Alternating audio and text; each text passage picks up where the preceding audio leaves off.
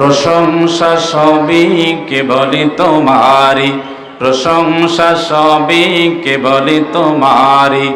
রব্বুল আলামিন দয়ালু মেহেরবান করুণা গফুরান, দয়ালু মেহেরবান করুণা গফুরান। আর কেহ নয় তিনি মালিক শেষ বিচারের দিন, শেষ বিচারের দিন। ঠিক কিনা? শেষ বিচারের দিনের মালিক কে? যে আল্লাহ আমাদের শেষ বিচারের মালিক, সে আল্লাহর নামে তাকবীর হবে। কথা বলেন ঠিক কিনা? মুসলমান ভাইরা, তাকবীর যেখানে আছে মুসলমান সেখানে আছে। কথা বলেন ঠিক কিনা? কারণ রব নিজেই বলেছেন রব্বাকা ফাকাব্বির, তোমরা রবের তাকবীর দাও উচ্চ আওয়াজে উচ্চ কণ্ঠে। তাহলে সুতরাং মুসলমানরা তাকবীর দিবে, মুসলমানরা স্লোগান দিবে একমাত্র ইসলামের পক্ষে, একমাত্র কোরআনের পক্ষে। কথা বলেন ঠিক কিনা? তবে এক প্রকার মুসলমান আছে যাদের তাকবীর ভালো লাগে না, তাকবীর দিলে তাদের গা জ্বালা পোড়া করে, এমন মুসলমান আছে না নাই? আমরা বলি তারা মুসলমান নয়, তারা হলো নাস্তিক মার্কা মুসলমান। কথা বলেন ঠিক কিনা? এই জন্য মুসলমান ভাইরা, মুসলমান যে ইমানদার যে তাকবীর দিবে সে কথা বলেন ঠিক কিনা? আমরা কোনো বেঈমান আর কোনো বেদিনের সাথে থাকতে চাই না। কোরআন আছে যেখানে, আমরা আছি সেখানে। কথা বলেন ঠিক কিনা? নাস্তিকতা নিপাত যাক, দিন ইসলাম জিন্দাবাদ, কোটি প্রাণী একই আওয়াজ। খোদাদ্রোহী ছাড় পাবে না, এই বাংলায় ঠাই হবে না, মুসলমানরা জেগেছে আর। ঠিক কিনা? নাস্তিকতা নিপাত যাক, দিন ইসলাম জিন্দাবাদ, কোটি প্রাণী একই আওয়াজ। খোদাদ্রোহী ছাড় পাবে না, এই বাংলায় ঠাই হবে না, মুসলমানরা জেগেছে আজ। জোর কদমে সামনে চলো, বজ্রকণ্ঠে আওয়াজ তোলো, সবাই মিলে একই তালে দাও না স্লোগান, নারায়ে তাকবীর, নারায়ে তাকবীর। দিন ইসলাম, দিন ইসলাম, নারায়ে তাকবীর, নারায়ে তাকবীর। ইসলামেরই জন্য দেশের হয়েছে জন্ম, ইসলামের বিরুদ্ধে গেলে দেশ হবে ভিন্ন। ইসলামেরই জন্য দেশের হয়েছে জন্ম, ইসলামের বিরুদ্ধে গেলে দেশ হবে ভিন্ন। ইসলামের বিরুদ্ধে যারা নিয়েছে অবস্থান, এই বাংলায় ঠাই হবে না, যাও হিন্দুস্তান। জোর কদমে সামনে চলো, বজ্রকণ্ঠে আওয়াজ তোলো, সবাই মিলে একই তালে দাও না স্লোগান, নারায়ে তাকবীর। আরো জোরে নারায়ে তাকবীর। দিন ইসলাম, দিন ইসলাম, দিন ইসলাম, দিন ইসলাম। মুসলমানের এই দেশেতে নাস্তিকদের ঠাঁই নাই, নাস্তিকদের পক্ষে যারা তাদের কোনো রক্ষা নাই। মুসলমানের এই দেশেতে নাস্তিকদের ঠাঁই নাই, নাস্তিকদের পক্ষে যারা তাদের কোনো রক্ষা নাই। এই দেশেতে থাকতে হলে কোরআন মানতে হবে, কোরআন না মানলে তারা বিতাড়িত হবে। জোর কদমে সামনে চলো, বজ্রকণ্ঠে আওয়াজ তোলো, সবাই মিলে একই তালে দাও না স্লোগান, নারায়ে তাকবীর, নারায়ে তাকবীর। দিন ইসলাম, দিন ইসলাম। কোরআন হাদিস যেখানে, নামাজ রোজা যেখানে, বিড়ি সিগারেট যেখানে, সুদ ঘুষ যেখানে। কয় এই মুসলমান, তাল খেয়াল রাখতে হবে। হ্যাঁ, তাহলে বিড়ি সিগারেট যেখানে আমরা আছি, আমরা নাই সেখানে। মদ গাঁজা যেখানে, আমরা নাই সেখানে। সুদ ঘুষ যেখানে, আমরা নাই সেখানে। মুসলমান ভাইয়েরা, যে রব আমাদের সৃষ্টি করেছেন, যে রব সব কিছু দিয়েছেন, আমরা সেই রবের প্রশংসা করতে চাই। কথা বলেন ঠিক কিনা? এই জন্য আমরা আবারও উচ্চ কণ্ঠে সেই রবের প্রশংসা করছি। সবাই পড়ি আলহামদুলিল্লাহ। লক্ষ কোটি দরুদ সালাম বিশ্ব নবী রাহমাতুল লিল আলামিন জনাবে মুহাম্মদুর রাসূলুল্লাহ সাল্লাল্লাহু আলাইহি ওয়াসাল্লাম। সম্মানিত মুসলমান ভাইরা, আপনারা যারা এখানে উপস্থিত হয়েছে, এখানে উপস্থিত হয়ে আসতে পেরে বসতে পেরে খুশি না বেজার? খুশি। পিছনে যারা আছে, পিছনে মনে হয় বেজার। যারা ভিতরে বসছেন, আপনাদের ব্যাপারে একটা সুসংবাদ দিয়ে আলোচনা শুরু করতে চাই। সুসংবাদটি শুনবেন। বুখারী শরীফ 66 নম্বর হাদিস, হযরত আবু ওয়াকিদ লাইসি রাদিয়াল্লাহু আনহু থেকে বর্ণিত। তিনি বলেন, বিশ্ব নবী সাল্লাল্লাহু আলাইহি ওয়াসাল্লামের সামনে আমরা বসে আছি। বিশ্ব নবীর সামনে আমরা বসে আছি, এমত অবস্থায় বিশ্ব নবী সাহাবাদেরকে নিয়ে আলোচনা করতেছেন। এই মুহূর্তে তিনজন ব্যক্তি উপস্থিত হয়েছে। কয়জন? তিনজন ব্যক্তি উপস্থিত হয়েছে। তিনজন ব্যক্তির মধ্য থেকে একজন ব্যক্তি সামনে অগ্রসর হয়ে খালি জায়গা থেকে বসে পড়েছে। দ্বিতীয় নম্বর ব্যক্তি লজ্জাবোধ করে পিছনে বসছে। তৃতীয় নম্বর ব্যক্তি দরজা থেকে মুখ ফিরে নিয়ে চলে গেছে। এবার বিশ্বনবীর আলোচনা যখন শেষ, বিশ্বনবী সাহাবাদেরকে বলছেন, ও আমার সাহাবারা, এই তিনজন ব্যক্তি সম্পর্কে আমি তোমাদের কিছু বলবো। সাহাবারা বললেন, ইয়া রাসূলুল্লাহ বলেন। বিশ্বনবী সাল্লাল্লাহু আলাইহি ওয়াসাল্লাম বললেন, ও আমার সাহাবারা, এই তিনজন ব্যক্তির মধ্য থেকে যে সামনে অগ্রসর হয়ে খালি জায়গা থেকে বসে পড়েছে, ওই ব্যক্তি আল্লাহর কাছে রহমতের নিচে আশ্রয় চেয়েছেন। আল্লাহ তাআলা ওই ব্যক্তিকে রহমতের নিচে আশ্রয় দিয়েছেন। জোরে বলেন না সুবহানাল্লাহ।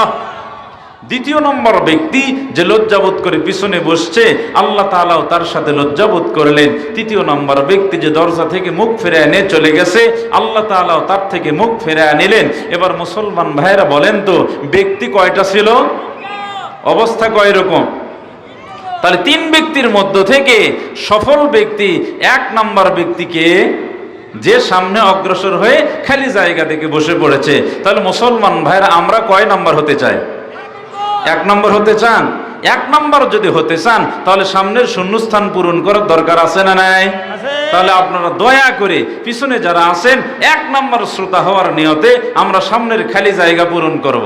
সবাই সামনে চেপে বসেন, চেপে বসেন। সবাই জিকির করে সুবহানাল্লাহ, আলহামদুলিল্লাহ, লা ইলাহা ইল্লাল্লাহ, সুবহানাল্লাহ, আলহামদুলিল্লাহ, লা ইলাহা ইল্লাল্লাহ, সুবহানাল্লাহ, আলহামদুলিল্লাহ, লা ইলাহা ইল্লাল্লাহ।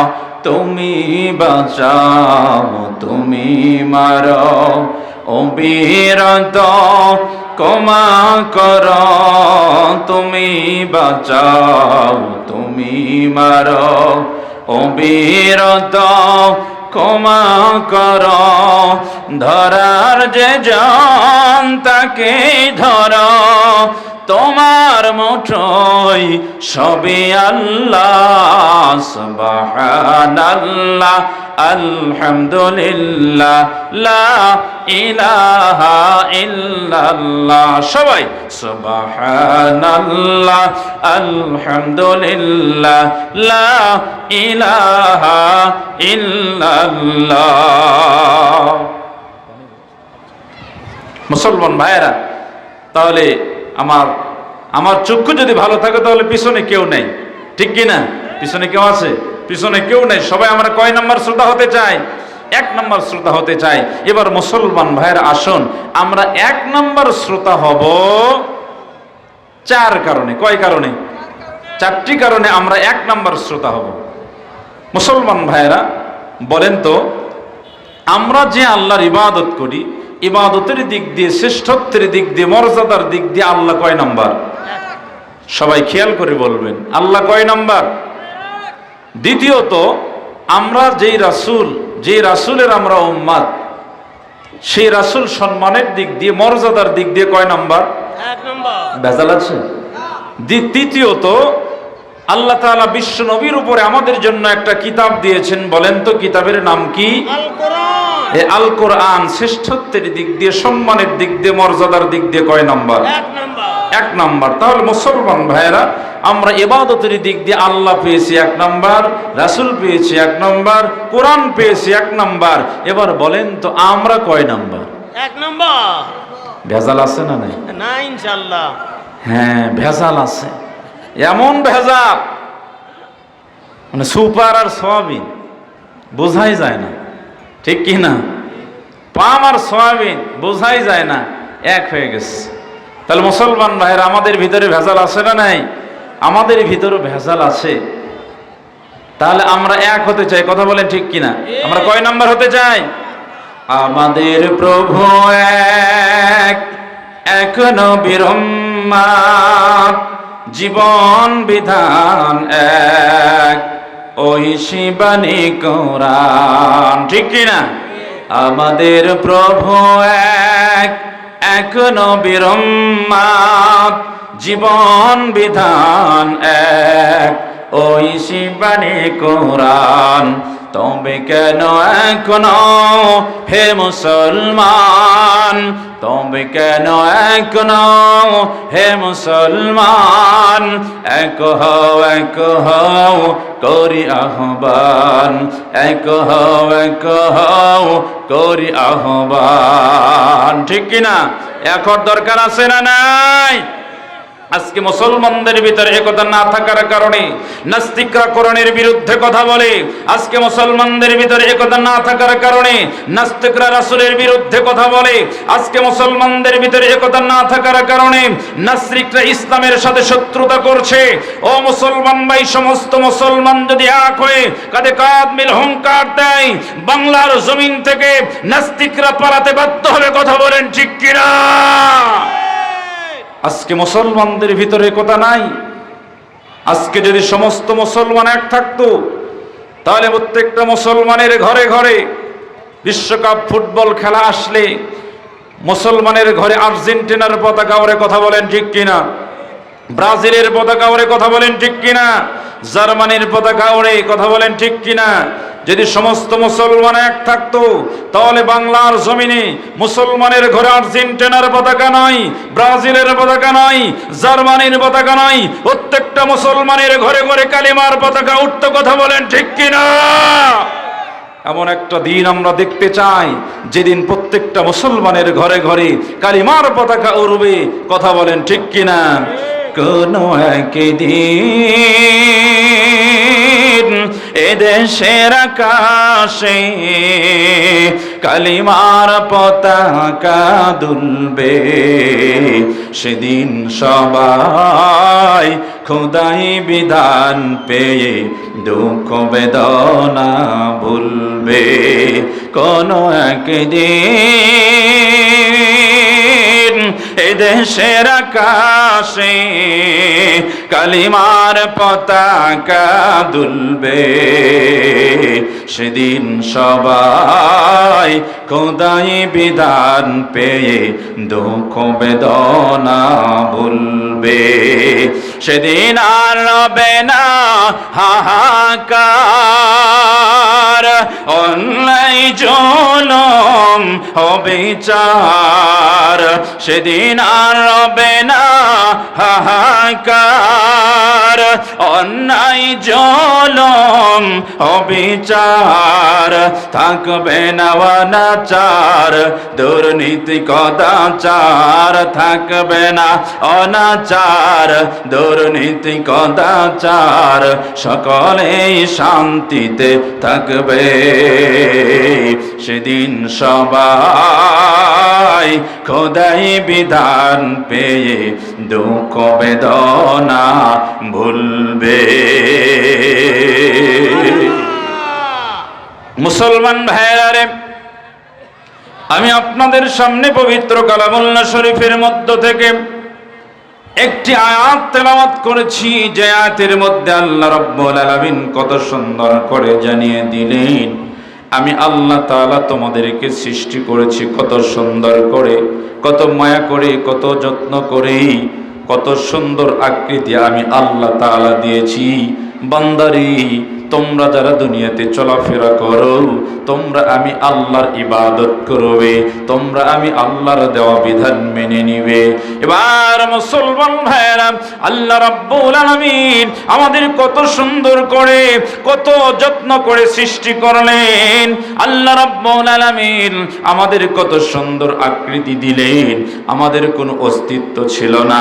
আল্লাহ তাআলা বলেন, হাল আতা আলাল ইনসানি হিনুম মিনাদ-দাহরি লাম ইয়াকুন শাইআম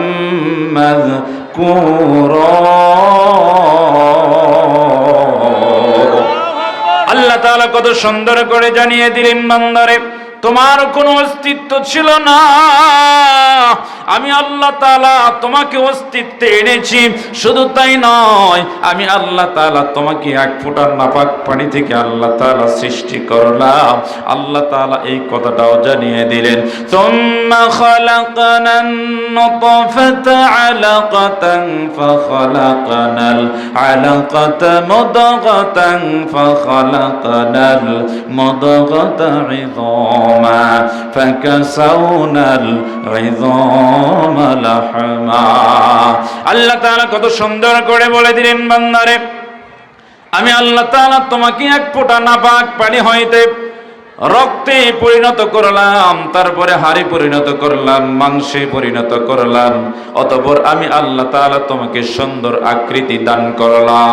আমার সুন্দর আকৃতি নিয়ে মায়ের গর্ভের ভিতরে যখন আমি অবস্থান করছিলাম, আমার খাবারের যখন প্রয়োজন হলো, আল্লাহ তাআলা আমাকে মায়ের পেটের ভিতরে খাওয়াইছেন। কথা বলেন ঠিক কিনা? মায়ের পেটের ভিতরে আল্লাহ তাআলা আমাকে খাওয়াইলেন। এবার মুসলমান ভাইয়েরা চিন্তা করে বলবেন, মায়ের পেটের ভিতরে যে আল্লাহ তাআলা আমাকে খাওয়াইছে, সেদিন যে খাবারটা আমার জন্য ছিল, এই খাবারটা আল্লাহ তাআলা মুখ দিয়ে খাওয়াইছে নাকি নারের ভিতরে দিয়ে খাওয়াইছে? নারের মধ্য দিয়ে খাওয়াইছে। মুসলমান ভাইয়েরা রে, আল্লাহ রাব্বুল আলামিন খাবারের জন্য তো মুখ দিয়েছেন, আল্লাহ তাআলা মুখ দিয়ে কেন খাওয়ালেন না? আল্লাহ তাআলা কেন নারের মধ্য দিয়ে খাওয়াইলেন? আল্লাহ তাআলা বলেন, বান্দারে সেদিন যে খাবারটা আমি তোমাকে খাওয়াইছি, এই খাবারটা পাক ছিল না, এই খাবার ছিল না পাক। কথা বলেন ঠিক কিনা? এই খাবার না পাক থাকার কারণে বান্দারে আমি আল্লাহ তাআলা তোমাকে জবান দিয়ে খাওয়াই নাই। কারণ এই জবান দিয়ে আমি যদি ওই নাপাক খাবার খাওয়াইতাম, তোমার জবানটা অপবিত্র হয়ে যাইতো, তোমার জবানটা নাপাক হয়ে যাইতো। এই জন্য আমি আল্লাহ তাআলা তোমাকে নাভির মধ্য দিয়ে লারের মাধ্যমে আমি আল্লাহ তাআলা তোমার পেটে খাবার দিয়েছি। আমি আল্লাহ তাআলা মায়ের পেটের মধ্যে, গর্ভের মধ্যে আল্লাহ তাআলা আমার জবানকে হেফাজত করেছেন, আমাদের জবানকে হেফাজত করেছেন। কথা বলেন ঠিক কিনা? আল্লাহ তাআলা মায়ের পেটের মধ্যে আল্লাহ তাআলা আমাদের জবানকে হেফাজত করেছেন, আল্লাহ তাআলা জবানকে পবিত্র রেখেছেন। বান্দারে এই জবান নিয়ে যখন তুমি দুনিয়াতে যাবা, দুনিয়াতে যাওয়ার পর এই জবান দিয়ে তুমি আল্লাহর তাসবিহ পাঠ করবা, আমি আল্লাহর দেওয়া কোরআন তুমি তেলাওয়াত করবা, আল্লাহর জিকির করবা, আল্লাহর গুণগান গাইবা, সত্য কথা বলবা, মানুষকে সৎ উপদেশ দিবা। এই জন্য আমি আল্লাহ তাআলা মায়ের পেটের ভিতরে তোমার জবানটাকে সুন্দর করে হেফাজত করেছি। মুসলমান ভাইরা রে, আল্লাহ তাআলা এত সুন্দর করে, দয়া করে, মায়া করে মায়ের পেটের মধ্য থেকে আমার জবানটাকে পবিত্র করে দুনিয়াতে পাঠায়া দিলেন পবিত্র জবান দিয়ে, যাতে করে আমি দিনে কমপক্ষে 2-3 প্যাকেট সিগারেট খাইতে পারি। কথা বলেন কি? সিগারেট খাওয়ার জন্য আল্লাহ আমার জবানকে পবিত্র করে দুনিয়াতে পাঠিয়ে দিয়েছে? নাপাক খাওয়ার জন্য, হারাম খাওয়ার জন্য, মিথ্যা কথা বলার জন্য, মানুষকে বিপদে ফেলানোর জন্য না। আল্লাহ আমার জবানকে হেফাজত করেছেন মায়ের পেটের ভিতরে, যাতে করে দুনিয়াতে এসে আমি আমার জবান দিয়ে সত্য কথা বলতে পারি, আমার জবান দিয়ে মানুষকে সৎ উপদেশ দিতে পারি, আমার জবান দিয়ে যেন কোরআন তেলাওয়াত করতে পারি, আমার জবান দিয়ে যেন আল্লাহর গুণগান গাইতে পারি। কথা বলেন ঠিক কিনা? এবার মুসলমান ভাইয়েরা, আল্লাহ তাআলা দুনিয়াতে আনলেন আমাকে। দুনিয়াতে আনার পর আল্লাহ তাআলা আমাকে জানিয়ে দিলেন, বান্দারে ওমা খালাকতুল জিন্না ওয়াল ইনসা ইল্লা লিয়াবুদুন। আল্লাহু আকবার। আল্লাহ তাআলা জানিয়ে দিলেন, বান্দারে আমি আল্লাহ তাআলা তোমাকে সৃষ্টি করেছি, শুধু তুমি নয়, এই পৃথিবীতে দুই জাতি আমি আল্লাহ তাআলা সৃষ্টি করেছি, মানুষ এবং জিন। এই দুই জাতিকে আল্লাহ তাআলা সৃষ্টি করেছেন আল্লাহ তাআলার ইবাদত করার জন্য। এবার মুসলমান ভাই, আল্লাহ রাব্বুল আলামিন সেই কথাই জানিয়ে দিলেন, দুনিয়াতে যারা আসো আমার বান্দা হিসাবে, যারা নিজেদেরকে পরিচয় দাও, আল্লাহ তাআলা তাদের উদ্দেশ্য করে জানিয়ে দিলেন, ওয়ামান আ'রাদা আন যিকরি ফাইন্না লাহু মাঈশাতান দানকা। আল্লাহ তাআলা কত সুন্দর করে জানিয়ে দিলেন, যারা আমার দেওয়া বিধান থেকে দূরে সরে যাবে, যারা আমার দেওয়া হুকুম থেকে দূরে সরে যাবে, আমি আল্লাহ তাআলা ঘোষণা করে দিলাম তাদের দুটো শাস্তি আমি আল্লাহ তাআলা দিব। এক নম্বর শাস্তি আল্লাহ তাআলা বললেন, তাদের দুনিয়ার জীবনটা সংকীর্ণ করে দিব। দুনিয়াতে চলাফেরা করবে কিন্তু তাদের সুখ শান্তি থাকবে না, দুনিয়ার জীবনটা তাদের জন্য সংকীর্ণ হয়ে যাবে। দ্বিতীয় নম্বর আল্লাহ তাআলা বলেন, ওয়া নাহশুরুহু ইয়াউমাল কিয়ামাতি আ'মা। আল্লাহ তাআলা বললেন দ্বিতীয় নাম্বার, আমি আল্লাহ তাআলা তাদেরকে কাল কিয়ামতের কঠিন দিনে অন্ধ করে উঠাবো। তাদেরকে যখন অন্ধ করে ওঠানো হবে, তখন তারা বলবে, ওগো আল্লাহ, দুনিয়াতে আমার চোখ ছিল, চোখ দিয়ে দেখতাম, দুনিয়াতে আমার চোখ দিয়ে কত ভালো দেখতাম, কত কিছু দেখতাম, আজকে আমাকে কেন অন্ধ করে উঠানো হলো? কেন আমাকে অন্ধ করে উঠানো হলো? আমার চোখ তো ছিল, আমার চোখ ভালো ছিল, চোখ দিয়ে আমি দেখতে পাইতাম। তখন আল্লাহ তাআলা জানিয়ে দিলেন, ক্বালা কাযালিকাল ইয়াউমা আতাত آياتنا فنسيتها وكذلك اليوم تنسى। তখন আল্লাহ তাআলা জানিয়ে দিলেন, বান্দারে, দুনিয়াতে তোমরা আমার বিধানকে ভুলেছিলে, দুনিয়াতে তোমরা আমি আল্লাহকে ভুলেছিলে। আমি আল্লাহকে ভুলে থাকার কারণে, আমার বিধানকে ভুলে থাকার কারণে আজকে আমি আল্লাহ তাআলা তোমাদেরকে ভুলে গেলাম। তাহলে মুসলমান ভাইয়েরা, সেই কিয়ামতের কঠিন দিনে আল্লাহ তাআলা যদি আমাদেরকে ভুলে যায়, আমাদের অবস্থা কেমন হবে? সেদিন যদি আল্লাহ তাআলা আমাদেরকে অন্ধ করে উঠায়, আমাদের অবস্থাটা কেমন হবে? এবার আসুন মুসলমান ভাইয়েরা, আমরা আল্লাহকে ভুলব না, আমরা আল্লাহকে মেনে নিব, আল্লাহর দেওয়া বিধানকে আমরা মেনে নিব। এবার আসুন মুসলমান ভাইয়েরা, আল্লাহ তাআলা সূরাত বনী ইসরাঈলের মধ্যেই মুমিন বান্দাদের জন্য দুটো মেসেজ দিলেন। এই মেসেজ থেকে আমরা কিছু শিক্ষা গ্রহণ করতে চাই। মুসলমান ভাইয়েরা, আল্লাহ তাআলা সূরাত বনী ইসরাঈলে দুটো মেসেজ দিলেন মুমিন বান্দাদের জন্য। আল্লাহ তাআলা জানিয়ে দিলেন, ওয়াকাদা ربك ألا تعبدوا إلا إياه وبالوالدين إحسانا। আল্লাহ তাআলা জানিয়ে দিলেন, বান্দারে, তোমাদের এক নাম্বার কাজ হলো, এক নাম্বার মেসেজ হলো, আল্লাহ তা'বুদু ইল্লা ইয়া, আমি আল্লাহ ছাড়া অন্য কারো ইবাদত করবে না, আমি আল্লাহ ছাড়া অন্য কারো গোলামি করবে না, আমি আল্লাহ ছাড়া অন্য কারো উপাসনা করবে না, আমি আল্লাহ ছাড়া অন্য কারো সামনে মাথা নত করবে না, একমাত্র মাথা নত করবে আমি আল্লাহর সামনে, একমাত্র ইবাদত করবে আমি আল্লাহর। এবার মুসলমান ভাইয়েরা বলেন তো, আমরা ইবাদত করব কার? আমরা ইবাদত করব আল্লাহর।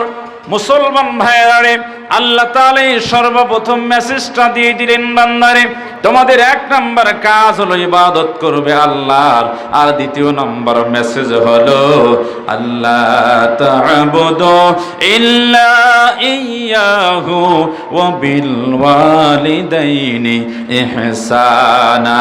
দ্বিতীয় নাম্বার মেসেজ হলো, বান্দারে, দ্বিতীয় নাম্বার মেসেজ হলো, আমি আল্লাহ তাআলা তোমাদেরকে দুনিয়াতে আগমন করেছি দুইটি মানুষের মাধ্যমে, একটি হলো বাবা আর একটি হলো মা। কথা বলেন ঠিক কিনা? মুসলমান ভাইয়েরা, আমরা দুনিয়াতে এসেছি মা এবং বাবার মাধ্যমে। কথা বলেন ঠিক কিনা?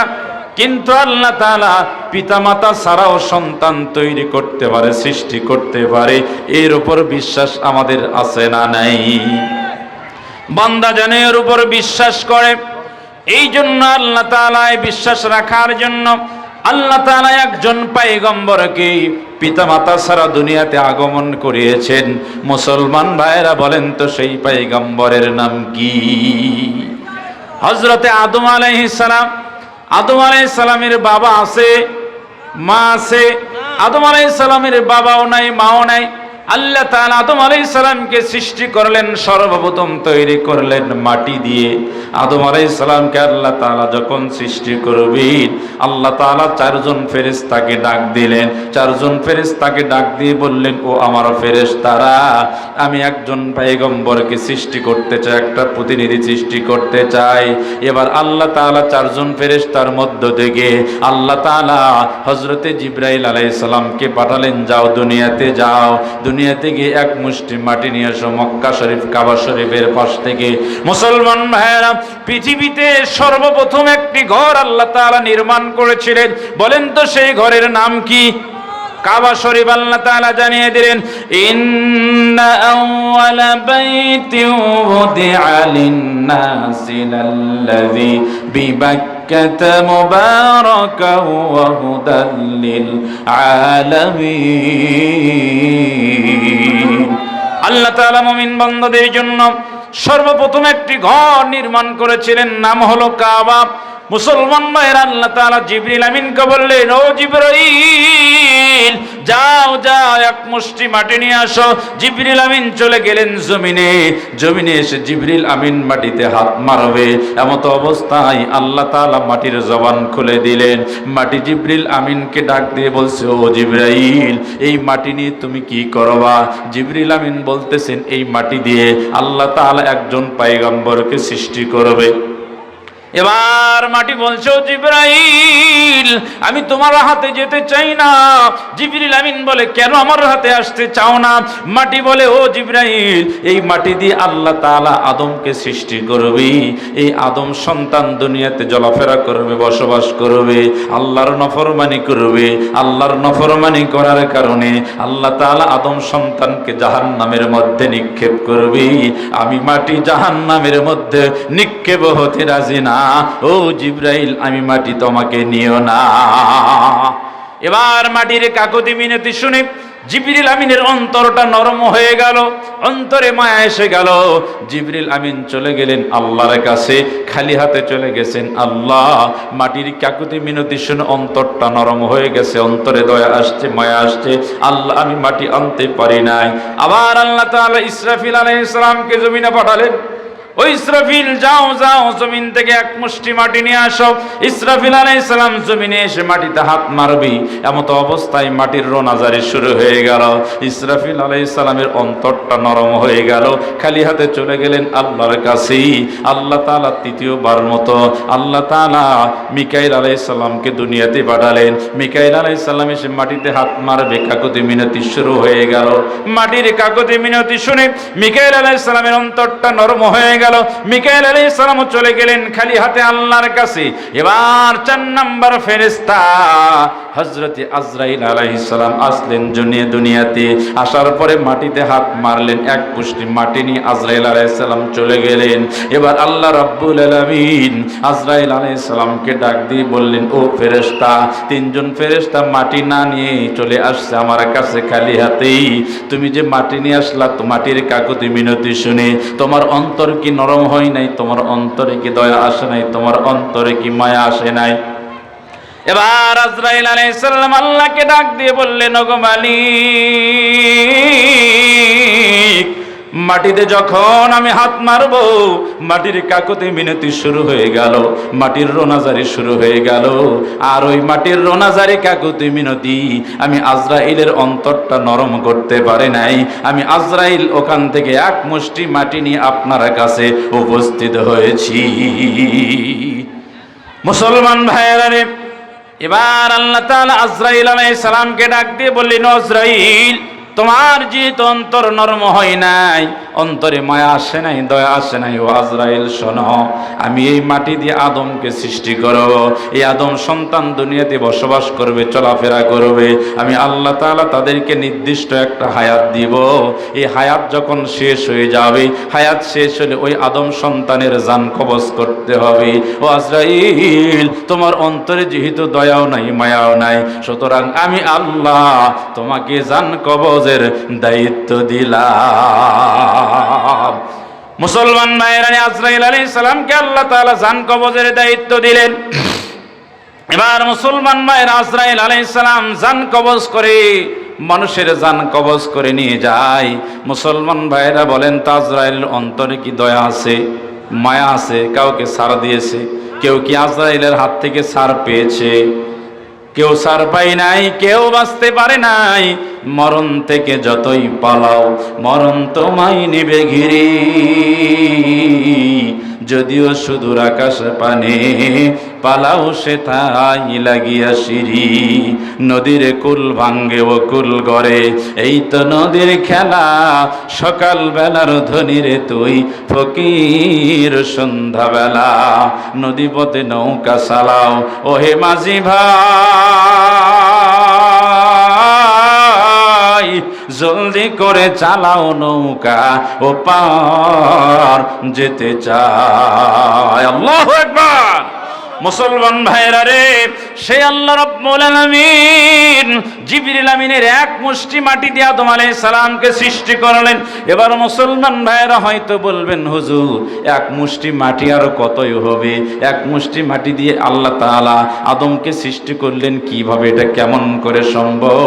মুসলমান ভাইরা রে, কিতাবে লেখে আজরাইল আলাইহিস সালাম যে এক মুষ্টি মাটি নিয়ে চলে গেলেন, ওই এক মুষ্টি মাটির ওজন ছিল 40 মণ।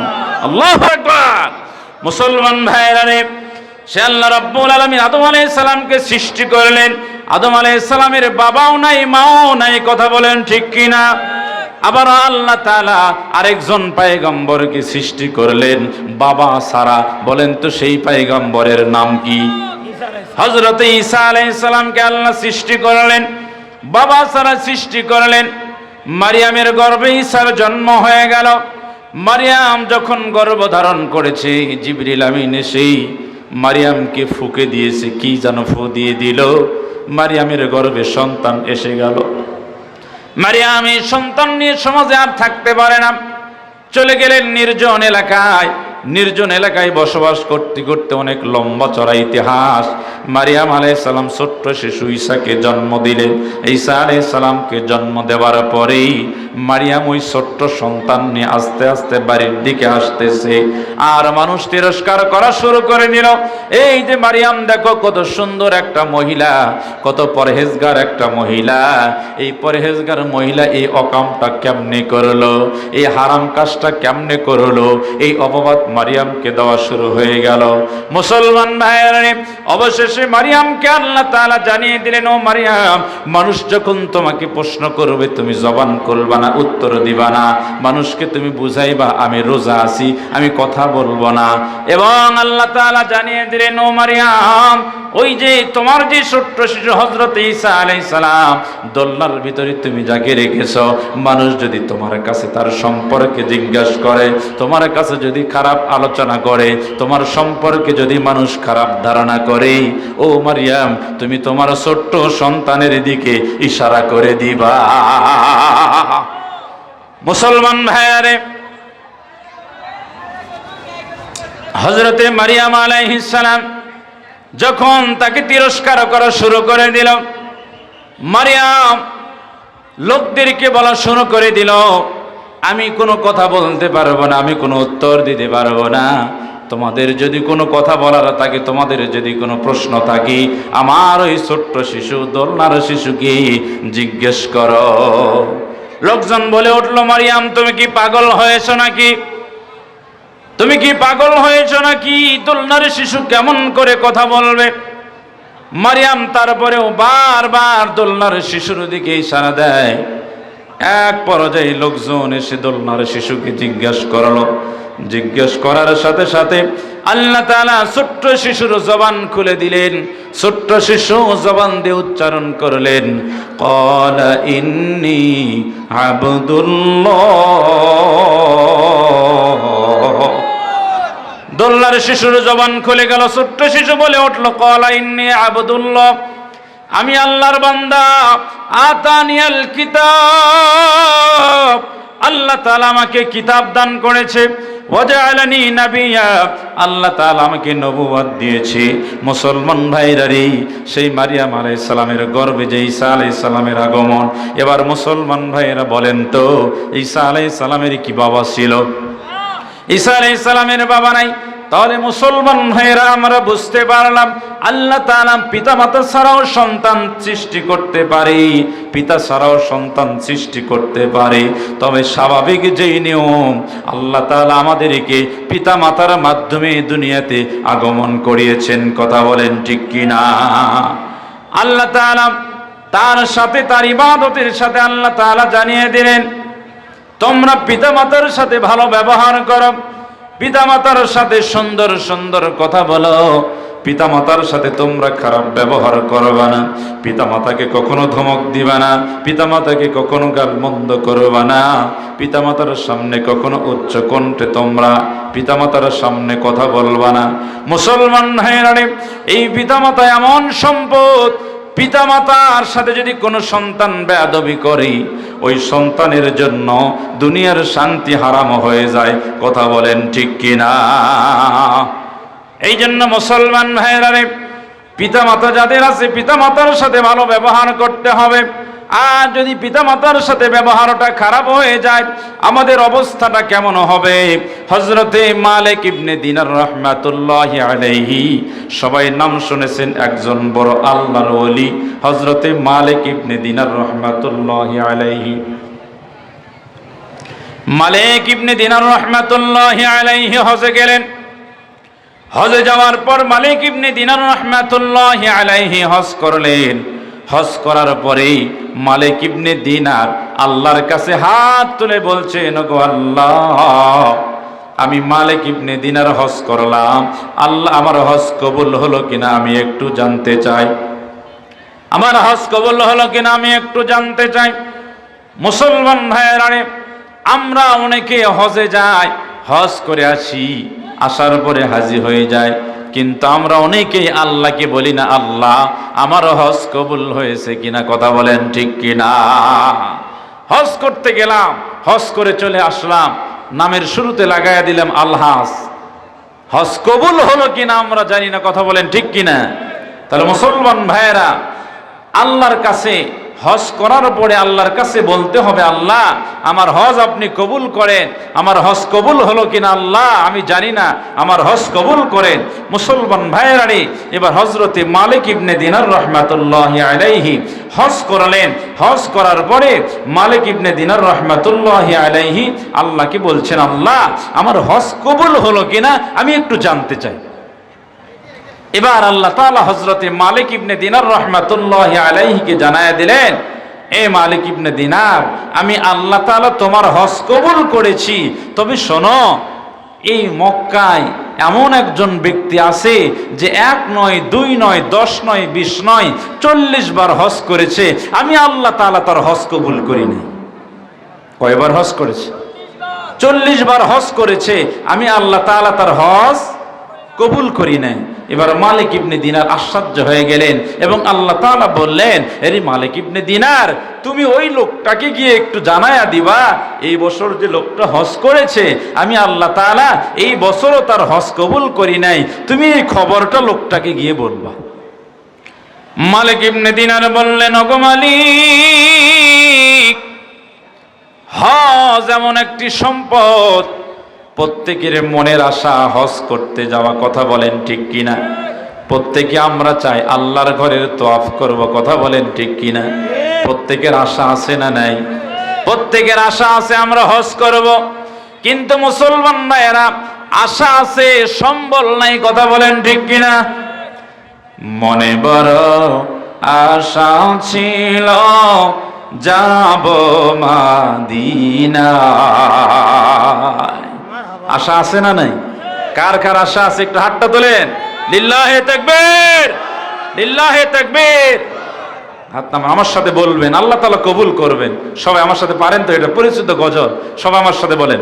মনে বড় আশা ছিল যাব মদিনায়, সালাম আমি করব গিয়ে, সালাম আমি করব গিয়ে নবীজির রওজায়।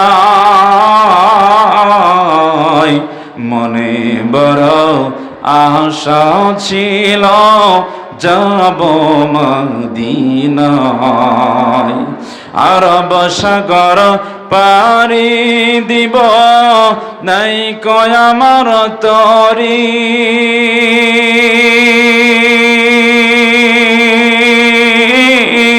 পাখি নয় যে ওরে যাব ডানাতে ভর করি, আরব সাগর পারি দিব নাই কয় আমার তরি, পাখি নয় যে ওরে যাব ডানাতে ভর করি। আশা আছে সম্বল নাই আমার, আশা আছে সম্বল নাই, করি কি উপায়। মনে বড় আশা ছিল যাব মদিনায়, মনে বড় আশা ছিল যাব মদিনায়।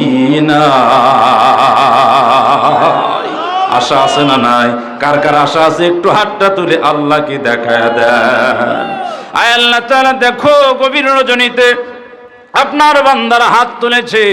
আল্লাহ আপনার প্রত্যেক বান্দার মনে আশা হজ করতে যাবে। আয় আল্লাহ তাআলা, যারা হাত তুলেছে সবাইকে আপনার ঘরের মেহমান হিসাবে কবুল করুন, আল্লাহুম্মা আমিন। মুসলমান ভাইরা, মালিক ইবনে দিনার রাহমাতুল্লাহি আলাইহি আল্লাহ তাআলাকে বললেন, ওগো মালিক, যে লোকটার 40 বার হজ করার পরে হজ কবুল হলো কি হলো না, আল্লাহ তাকে জানানোর কথা আপনি বলেছেন, আমি তাকে কি খবরটা দিব? আমি তো তাকে চিনি না। ওগো মালিক, আপনি একটু তার পরিচয়টা দিয়ে দেন, আমি একটু তার কাছে গিয়ে খবরটা দিয়ে দেব। ওগো আল্লাহ, আপনি একটু তার নামটা বলে দেন। এবার আল্লাহ তাআলা মালিক ইবনে দিনারকে জানিয়ে দিলেন, লোকটার নাম হলো মুহাম্মদ ইবনে হারুন সামারকান্দি। এই মুহাম্মদ ইবনে হারুন সামারকান্দি সুদূর সামারকান্দ থেকে চলে আসছে, আসার পরে 40 বার হজ করেছে। আমি আল্লাহ তাআলা তার হজটা কবুল করি নাই। এই মুহাম্মদ ইবনে হারুন সামারকান্দিকে তুমি একটু জানায় দাও। এবার মালিক ইবনে দিনার মক্কার অলিতে গলিতে ঘোরাফেরা করেছে, আর মানুষদেরকে জিজ্ঞাসা করেছে, তোমাদের মধ্যে কেউ কি মুহাম্মদ ইবনে হারুন সামারকান্দিকে চিনো নাকি? মানুষ বলে, না না, আমরা মুহাম্মদ ইবনে হারুন সামারকান্দিকে চিনি না। মালিক ইবনে দিনার মক্কার অলিতে গলিতে মুহাম্মদ ইবনে হারুন সামারকান্দিকে তালাশ করতেছে, খোঁজাখুঁজি করতেছে। মসজিদে নববীতে পরিশেষে চলে গেলেন মালিক ইবনে দিনার মদিনায় মসজিদে নববীতে। মসজিদে নববীতে গিয়ে অলিতে গলিতে ঘোরাফেরা করেছে, মুহাম্মদ ইবনে হারুন সামারকান্দির খোঁজ খবর নাই, কেউ জানে না মুহাম্মদ ইবনে হারুন সামারকান্দি কোথায়। এবার মুসলমান ভাইরা, মালিক ইবনে দিনারকে পরিশেষে একজন ব্যক্তি জানিয়ে দিলেন, ও মালিক ইবনে দিনার, আপনি যেই মুহাম্মদ ইবনে হারুন সামারকান্দিকে তালাশ করতেছেন, ওই মুহাম্মদ ইবনে হারুন সামারকান্দি মসজিদে নববীর মধ্যে পিছন দিকে কর্নারে বসে দাঁড়িয়ে নামাজ আদায় করতেছে। যান যান মসজিদে নববীর মধ্যে চলে যান। মসজিদে নববীর মধ্যে গেলে মুহাম্মদ ইবনে হারুন সামারকান্দের তালাশ আপনি পাবেন। এবার মালিক ইবনে দিনার চলে গেলেন মসজিদে নববীর মধ্যে। মসজিদে নববীর মধ্যে গিয়ে দেখে পিছন দিকে কেমন একজন লোক দাঁড়িয়ে দাঁড়িয়ে নামাজ আদায় করতেছে। এবার মালিক ইবনে দিনার মনে মনে ভাবলেন, এটাই মনে হয় মুহাম্মদ ইবনে হারুন সামারকান্দি দিতে হবে। মালিক ইবনে দিনার চলে গেলেন লোকটার কাছে, গিয়ে পিছনে বসে আছে কখন নামাজ শেষ হয়ে যাবে। মুহাম্মদ ইবনে হারুন সামারকান্দির নামাজ যখন শেষ হয়ে গেল, নামাজ শেষ হওয়ার পর মালিক ইবনে দিনার ডাক দিয়ে বললেন, আপনি কি মুহাম্মদ ইবনে হারুন সামারকান্দি? বলে, হ্যাঁ হ্যাঁ, আমি হলাম মুহাম্মদ ইবনে হারুন সামারকান্দি। মালিক ইবনে দিনার তার দিকে তাকায় আছে আর চোখ দিয়ে ঝরঝর করে পানি ফেলছে। মুহাম্মদ ইবনে হারুন সামারকান্দি ডাক দিয়ে বলে, হুজুর কি হয়েছে আপনার? আপনি কেন কান্না করতেছেন? মালিক ইবনে দিনার বলে, আপনি কি সেই হতভাগা ব্যক্তি যেই ব্যক্তি 1 নয় 2 নয় 40 বার হজ করেছেন? বলে, হ্যাঁ হ্যাঁ, আমি সেই ব্যক্তি 40 বার হজ করেছি। আল্লাহ তাআলা আপনাকে জানিয়ে দিয়েছে এই বছর যে আপনি হজ করেছেন, এই বছরের হজটাও আল্লাহ তাআলা কবুল করে নাই। আল্লাহ তাআলা এই কথাটা জানাইয়া দিয়েছে, আমি তোমার কাছে খবরটা দিয়ে দিলাম, এই বছরের তোমার হজটাও আল্লাহর কাছে কবুল হয় নাই। এবার মুসলমান ভাইয়েরা, মালিক ইবনে দিনার রাহমাতুল্লাহি আলাইহি মুহাম্মদ ইবনে হারুন সামারকান্দিকে বলছেন, ভাই আপনি যে 40 বার হজ করলেন, আল্লাহ তাআলা আপনার হজটা কবুল করতেছে না। নিশ্চয় আপনি আল্লাহর কাছে বড় ধরনের অপরাধ করেছেন, আল্লাহর কাছে বড় ধরনের পাপ করেছেন। কারণ আল্লাহ তাআলার কাছে যে পাপ করে, আল্লাহ তাআলা পাপের কারণে ওই বান্দার ইবাদত কবুল করে না, ওই বান্দার ইবাদত আল্লাহ ফিরিয়ে দেয়। কথা বলেন ঠিক কি না?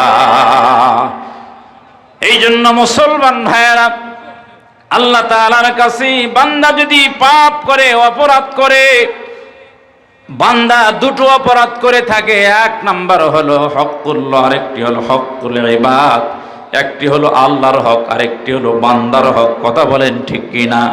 আল্লাহর হক হলো আল্লাহর ইবাদত করা, আল্লাহর বিধান পালন করা। আল্লাহর ইবাদতের ক্ষেত্রে যদি ত্রুটি হয়ে যায়, বান্দা যদি আল্লাহর কাছে মাফ চায়, খাঁটি অন্তরে যদি বান্দা আল্লাহর কাছে মাফ চাইতে পারে, আল্লাহ তাআলা ওই বান্দাকে মাফ করে আল্লাহর ওলি বানায়া দেয়। কথা বলেন ঠিক কি না? মুসলমান ভাইরা, হযরতে মুসা আলাইহিস সালাম তার লোকদেরকে নিয়ে আল্লাহর কাছে দোয়া করতেছে। মুসা আলাইহিস সালাম আল্লাহর কাছে দোয়া করে, আল্লাহ তাআলা মুসা পয়গম্বরের দোয়া কবুল করে না। মুসা আলাইহিস সালামকে আল্লাহ তাআলা খালি হাতে ফেরত দিয়ে দেয়। মুসা আলাইহিস সালাম আল্লাহকে বলছেন, ওগো আল্লাহ, আপনি কেন আমাকে খালি হাতে ফেরত দিলেন? আমার দোয়া আপনি কেন কবুল করলেন না? এবার আল্লাহ তাআলা মুসা আলাইহিস সালামকে জানিয়ে দিলেন, ও পয়গম্বর মুসা, আপনার দরবারে এমন একজন ব্যক্তি আছে, যেই ব্যক্তি কোনোদিন ভালো কাজ করে নাই, কোনোদিন আমি আল্লাহকে ডাকে নাই, আমি আল্লাহর নফরমানি করেছি, আল্লাহর ইবাদত করে নাই। ওই ব্যক্তির কারণে আমি আল্লাহ তোমার দোয়া কবুল করি না। ও মুসা, তুমি যদি তোমার দরবার থেকে ওই ব্যক্তিটাকে উঠায়া দাও, আমি আল্লাহ তাআলা তোমার দোয়া কবুল করব। মুসলমান ভাইরা, এবার যদি আমি বলি, এখানে এমন কোন ব্যক্তি আছেন গুনাহ করেছেন, কোনো ভালো কাজ করেন না, এখান থেকে উঠে যান। এখানে যদি খারাপ ব্যক্তিও থাকে, তারপরেও এখান থেকে উঠবেন না। কথা বলেন ঠিক কি না?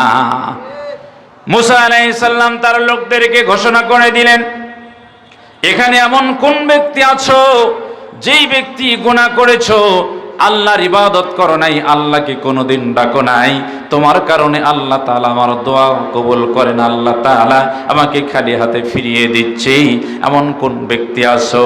এই ঘোষণা দেওয়ার পরে মুসা আলাইহিস সালাম দেখলেন, না না, দরবার থেকে কেউ তো ওঠে না। মুসা আলাইহিস সালাম দোয়া করলেন, আল্লাহ কবুল করেন না। মুসা আলাইহিস সালাম ঘোষণা দিয়ে দিলেন, দরবারে গুনাহগার ব্যক্তি কি আছো, দরবার থেকে উঠে যাও। মুসা আলাইহিস সালামের দরবার থেকে কেউ উঠে যায় না। পরিশেষে মুসা আলাইহিস সালাম আল্লাহর কাছে দোয়া করলেন, আল্লাহ তাআলা মুসা আলাইহিস সালামের দোয়া কবুল করলেন। এবার মুসা আলাইহিস সালাম আল্লাহকে ডাক দিয়ে বললেন, ওগো আল্লাহ, আমি লক্ষ্য করেছি আমার দরবার থেকে কেউ ওঠে নাই, আপনি বলেছেন দরবারে গুনাহগার ব্যক্তি আছে। ওগো আল্লাহ, আমি লক্ষ্য করেছি আমার দরবার থেকে কেউ ওঠে নাই, তারপরেও আপনি আমার দোয়া কেন কবুল করলেন? ও আল্লাহ, আমি একটু জানতে চাই।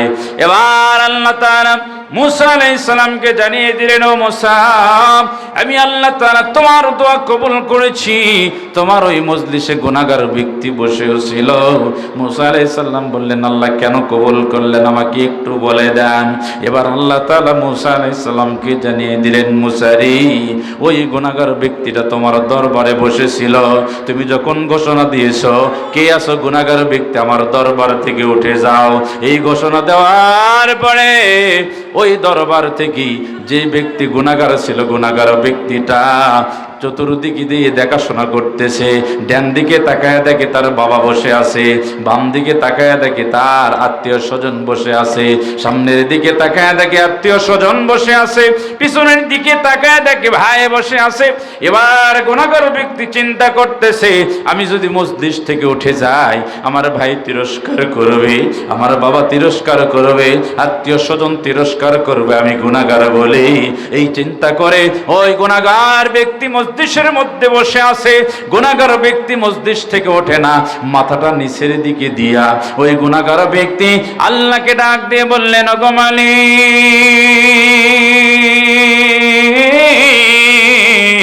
আমি অনেক গুনাহ করেছি, অনেক অপরাধ করেছি, আপনাকে ডাকি নাই, আপনার ইবাদত করি নাই। ওগো মালিক, আমি তওবা করতেছি আপনার কাছে, আপনি আমাকে মাফ করে দেন, আপনি আমাকে ক্ষমা করে দেন। ওগো আল্লাহ, আমার কারণে মুসা পয়গম্বরের দোয়া আপনি কবুল করেছেন না। ওগো আল্লাহ, আমি আপনার কাছে কথা দিলাম, ওয়াদা দিলাম, আজ থেকে আমি ভালো হয়ে গেলাম, আজ থেকে আমি আপনার ইবাদত করব, আজ থেকে আমি আপনার নফরমানি করব না। এবার আল্লাহ তাআলা মুসা আলাইহিস সালামকে ডাক দিয়ে বললেন, ও মুসা, তোমার মজলিসে বসা গুনাহগার ব্যক্তিটা যখন মাথা নিচের দিকে দিয়া খাটিয়ে দিল অন্তরে, যখন আল্লাহর কাছে তওবা করলো, আল্লাহর কাছে মাফ চাইলো, আমি আল্লাহ তাআলা ওই গুনাহগার ব্যক্তিকে মাফ করি, আমি তোমার দোয়া কবুল করে নিলাম। তাহলে মুসলমান ভাইয়েরা, হক হলো দুটো, একটি হলো বান্দার হক আর একটি হলো আল্লাহর হক। আল্লাহর হকের ক্ষেত্রে যদি ত্রুটি হয়ে যায়, আল্লাহর ইবাদতের ক্ষেত্রে যদি ত্রুটি হয়ে যায়, আল্লাহর ইবাদতের ক্ষেত্রে যদি কমতি হয়ে যায়, আল্লাহর কাছে যদি আপনি মাফ চান, আল্লাহ তাআলা ক্ষমা করে দিতে পারেন। তবে বান্দারে, যদি বান্দার হক নষ্ট করেন, ওই বান্দা যদি ক্ষমা না করে, আপনার পার পাওয়ার কোনো উপায় নাই। কথা বলেন ঠিক কিনা?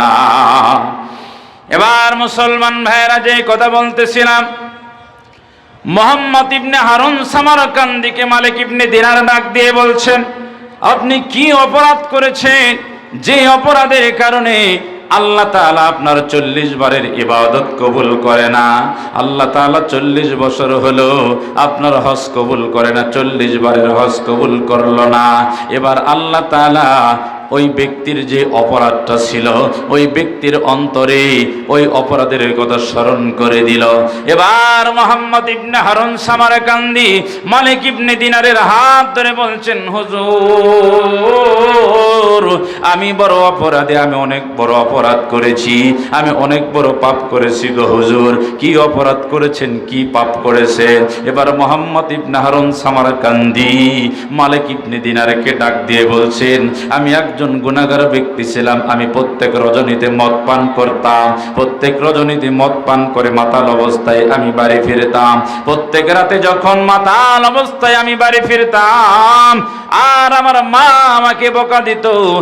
একদিন রমজান মাস এসে গেছে, রমজানের 2-1 দিন আগে আমি বাড়িতে ফিরলাম, মদ পান করা অবস্থায়, মাতাল অবস্থায় আমি বাড়ি ফিরলাম, ঘরে ফিরলাম।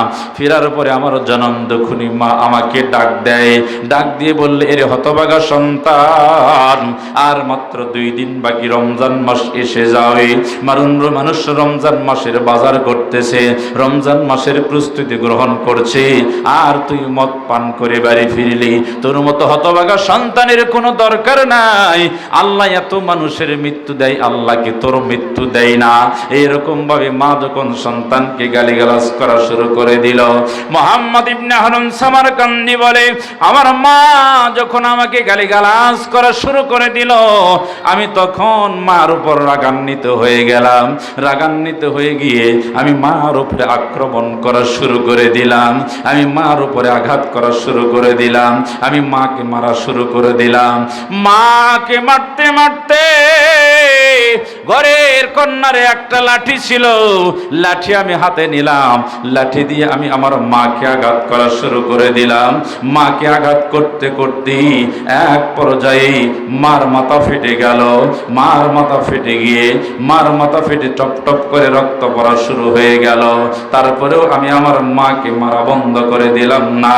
আমি আমার মাকে মারতেইছিলাম মারতে মারতে এক পর্যায়ে মা আমার পায়ে পড়ে গেল। মা আমার পায়ে পড়ে মা বলতে লাগলো, এরে হতভাগা সন্তান, আমি না তোর জনম দুঃখিনী মা, আমি তোকে কত কষ্ট করে আমি তোকে জন্ম দিলাম, 10 মাস 10 দিন গর্ভে ধারণ করে আমি তোমাকে জন্ম দিলাম। তোমাকে জন্ম দিতে গিয়ে আমি নিজের সুখের খাবার আমি খাই নাই, ভালো খাবার আমি খাই নাই। এরে সন্তান, তোকে গর্ভে ধারণ করে অনেক কিছু খাবার মন চাইছে, আমি মা খাইতে পারি নাই। অনেক জায়গায় যাইতে মন চাইছে, আমি মা যাইতে পারি নাই।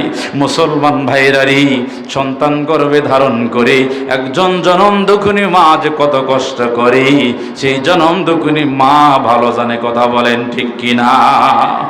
মা সন্তানকে গর্ভে ধারণ করেছে। রাত্রিবেলা মা ঘুমায় পড়ছে, ঘুমের ভিতরে জনম দুঃখিনী মা আবার জাগ্রত হয়ে গেছে। পাশ থেকে বাবা ডাক দিয়ে বলে, কি বাবার স্ত্রী, গভীর রজনীতে তুমি কেন জাগ্রত হয়ে গেলা? আমার বাবা ডাক দিয়ে বলে, কেন তোমার ঘুম ভেঙে গেল? জনম দুঃখিনী মা বলে, পেটের ভিতরে সন্তান আমাকে ঘুমাইতে দেয় না, সন্তান আমাকে যন্ত্রণা দেয়, সন্তান আমাকে লাথি দেয়। মুসলমান ভাইরানি, সেই সন্তানকে গর্ভে ধারণ করে সেই জনম দুঃখিনী মা যখন বাবার বাড়িতে যাবে, বাবার বাড়িতে যাওয়ার আগে দিন রাত্রিবেলা গভীর রজনীতে জনম দুঃখিনী মা ঘুম থেকে জাগ্রত হয়ে গেছে। ঘুম থেকে জাগ্রত হয়ে জনম দুঃখিনী মা স্বামীর পাটা ধরে কান্না করতেছে। স্বামী জাগ্রত হয়ে দেখি স্ত্রী আমার পায়ে পড়ে আছে। স্বামী ডাক দিয়ে বলে, ও প্রাণের বিবি, কি হয়েছে তোমার? গভীর রজনীতে কেন তুমি কান্নাকাটি করো? স্ত্রী ডাক দিয়ে বলে, ও প্রাণের স্বামী, আগামীকাল আমি সন্তান প্রসবের জন্য মায়ের বাড়ি চলে যাব। ও প্রাণের স্বামী, আমি দেখেছি কত মা সন্তান জন্ম দিতে গিয়ে দুনিয়া থেকে বিদায় নেয়। ও প্রাণের স্বামী, আমি যদি আমার সন্তান জন্ম দিতে গিয়ে দুনিয়া থেকে বিদায় গ্রহণ করি, তুমি আমাকে মাফ করে দিও, আর আমার সন্তানকে তুমি দেখে রাখো। মুসলমান ভাইরা রে, পৃথিবীতে একমাত্র নিঃস্বার্থ ভালোবাসার মানুষ হলো পিতা মাতা। কথা বলেন ঠিক কিনা? প্রসবের কি ব্যথা মা জানে সে কথা, মরিয়াও যেন মায়ের মরণ হলো না। প্রসবের কি ব্যথা মা জানে সে কথা, মরিয়াও যেন মায়ের মরণ হলো না। মায়ে ঠেকিয়া সন্তানের দায়, মায়ে ঠেকিয়া সন্তানের দায়, অকালে মা প্রাণ হারায়, এমন মাকে তোমরা কষ্ট দিও না। জনম দুঃখিনী ভাবে কেউ হবে না আমার মা গো, জনম দুঃখিনী ভাবে কেউ হবে না আমার মা গো। মুসলমান ভাইরা, সেই জনম দুঃখিনী মা, গর্ভধারিণী মা মুহাম্মদ ইবনে হারুন সামারকান্দি বলতেছেন, আমি আমার সেই গর্ভধারিণী জনম দুঃখিনী মার উপর আক্রমণ করা শুরু করে দিলাম, আঘাত করা শুরু করে দিলাম। মাকে মারতে মারতেই মার মাথা ফেটে মা জমিনে পড়ে গেল। তারপরে আমার অন্তরে দয়া আসলো না, অন্তরে মায়া আসলো না। আমি আমার মাকে কোলে তুলে নিলাম। মাকে কোলে তুলে নিয়ে আমি আমার মাকে নিয়ে চলে গেলাম। বাড়ির পাশে একটা চুলা ছিল, চুলাতে দাউ দাউ করে আগুন জ্বলতেছিল। আগুনের কাছে আমি আমার মাকে নিয়ে গেলাম। ওই বড় চুলার ভিতরে আমি আমার মাকে নিক্ষেপ করলাম। আমি আমার মাকে চুলার ভিতরে নিক্ষেপ করার সাথে সাথে আমি জ্ঞান হারিয়ে জমিনে পড়ে গেলাম। পরবর্তী সময় সকাল হয়ে গেল। সকালবেলা এসে মানুষ আমাকে বলতে লাগলো, এরে হতভাগা সন্তান, এমন অপরাধ কোন সন্তান কি করতে পারে? কি করেছে আমি, কি অপরাধ করলাম? মুহাম্মদ ইবনে হারুন সামারকান্দি বলেই আমি তখন ঘুম থেকে জাগ্রত হলাম। জাগ্রত হয়ে দেখি মানুষ আমাকে চুলার পাশে নিয়ে গেল। চুলার পাশে গিয়ে দেখি চুলার ভিতরে আমার জনম দুঃখিনী মার হাড়গুলো দেখা যায়। আমার মার হাড়গুলো দেখা যায়। মুসলমান ভাইরারি, মুহাম্মদ ইবনে হারুন সামারকান্দি মালিক ইবনে দিনারকে ধরে কান্না করে আর বলছে, হুজুর, এমন বড় অপরাধ আমি করেছি, এমন বড় অন্যায় আমি করেছি। মুসলমান ভাইরারে, এই অপরাধ করার কারণে, মাকে কষ্ট দেওয়ার কারণে মালিক ইবনে দিনার রহমাতুল্লাহি আলাইহিকে আল্লাহ জানিয়ে দিলেন, ওই মুহাম্মদ ইবনে হারুন সামারকান্দি মাকে যে কষ্ট দিয়েছি, কষ্ট দেওয়ার কারণে আমি আল্লাহ তাআলা 40 বার মালিক মুহাম্মদ ইবনে হারুন হজ করেছে, তারপরেও আমি তার হজ কবুল করি না। মুসলমান ভাইরা, মাকে কষ্ট দেওয়া যাবে? বাবাকে কষ্ট দেওয়া যাবে? মাকে কষ্ট দেওয়া যাবে না, বাবাকে কষ্ট দেওয়া যাবে না। যার মা নাই সে বোঝে মা কত বড় সম্পদ। পৃথিবীতে এত আত্মীয় স্বজন আছে, চাচি আছে, মামা আছে, মামি আছে, খালা খালু আছে, দাদা দাদি আছে, কিন্তু ওই জনম দুঃখিনী মার মুখটা ভোলা যায় না। কথা বলেন ঠিক কিনা? মাগো তোমার ওই সোনা মুখ ভুলতে পারি না, মাগো তোমার ওই সোনা মুখ ভুলতে পারি না। মুচকি হেসে খোকা ডাকটি শুনতে যে আর পাই না, মাগো তোমার ওই সোনা মুখ ভুলতে পারি না। তোমার লাগি কেঁদে কেঁদে আমি পাগল পারা, তোমার জন্য পথিক আমি, ঘর বাড়ি সব ছাড়া। তোমার লাগি কেঁদে কেঁদে আমি পাগল পারা, তোমার জন্য পথিক আমি, ঘর বাড়ি সব ছাড়া। তোমার বিদায় সেই বেলাটি দেয় যে শুধু বেদনা, মাগো তোমার ওই সোনা মুখ ভুলতে পারি না। হাজার হাজার মানুষ যেদিন ভর্তি আমার বাড়ি, চোখের সামনে নীলে বিদায় পরে সাদা শাড়ি। হাজার হাজার মানুষ যেদিন ভর্তি আমার বাড়ি, চোখের সামনে নীলে বিদায় পরে সাদা শাড়ি। পালকি চড়ে এ ঘর ছেড়ে দিলি যে তুই রওনা, মাগো তোমার ওই সোনা মুখ ভুলতে পারি না, মাগো তোমার ওই সোনা মুখ ভুলতে পারি না। আল্লাহু আকবার। মুসলমান ভাইয়ারে, সেই জনম দুঃখিনী মা অনেকের দুনিয়া থেকে বিদায় নিয়েছে, জনম দুঃখিনী বাবা দুনিয়া থেকে বিদায় নিয়েছে। আজকে যাদের মা নাই, বাবা নাই, মা হারানো ব্যথা, বাবা হারানো ব্যথা বোঝে। মুসলমান ভাইরা, যাদের পিতামাতা বেঁচে আছে, আমরা সকল পিতামাতার খেদমত করতে চাই। মুসলমান ভাই, যাদের পিতামাতা বেঁচে আছে, হয়তো অনেকে আছেন পিতামাতাকে অনেক কষ্ট দিয়েছেন, আজ থেকে শপথ করেন, নিয়ত করেন আর পিতামাতাকে কষ্ট দিবেন না। আজ থেকে পিতামাতার খেদমত করবেন। জোরে বলেন না ইনশাআল্লাহ। মুসলমান ভাইরা, যেই কথা বলতেছিলাম, আল্লাহ রাব্বুল আলামিন তার ইবাদতের সাথে সাথে এই পিতামাতার কথা বলেছেন। পিতামাতার খেদমত করতে হবে, পিতামাতার সেবা করতে হবে। পিতামাতার সেবা যদি আমরা করতে না পারি, খেদমত যদি করতে না পারি, আমাদের ইবাদত কোনো কাজে আসবে না, কোনো কাজে লাগবে না। এবার মুসলমান ভাই, আমরা এতক্ষণ পর্যন্ত পিতামাতার সন্তানের কথা বললাম। এবার মুসলমান ভাইরা রে, সকল নারীদের ব্যাপারে আমি কিছু আলোচনা করতে চাই, কারণ মেয়েদের ব্যাপারে কিছু ওয়াজ করা দরকার। বিগত 16টি বছর মেয়েরাই ছিল আমাদের সরকার, কথা বলেন ঠিক কিনা? মেয়েদের জন্য ওয়াজ করার দরকার আছে না নেই? মুসলমান ভাইরা, বিশ্ব নবী সাল্লাল্লাহু আলাইহি ওয়াসাল্লাম বলেন, মেয়েদের জান্নাতের রাস্তা হলো সহজ।